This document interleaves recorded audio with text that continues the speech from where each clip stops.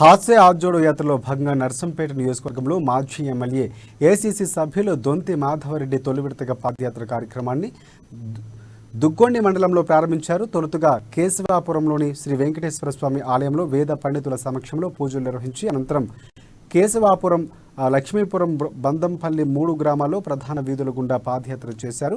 అన్ని వర్గాల ప్రజలను పలకరిస్తూ వారి యొక్క ఇబ్బందులు అడిగి తెలుసుకున్నారు.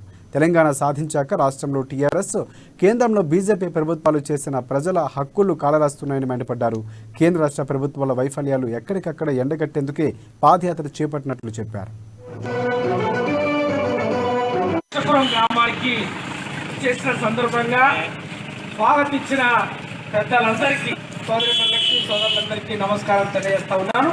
ఈరోజు తెలంగాణ రాష్ట్రంలో, భారతదేశంలో 2 కేంద్ర రాష్ట్ర ప్రభుత్వాలు లక్షలాది కోట్ల రూపాయలని అప్పులు తెచ్చి అన్ని వర్గాల ప్రజలపైన కోట్లాది రూపాయల పన్నులు విధించి ఈ రాష్ట్రాన్ని, దేశాన్ని కాంగ్రెస్ పాలన కంటే నిండగా పాలన అందిస్తాం, ప్రజల్ని బాగు చేద్దామని చెప్పి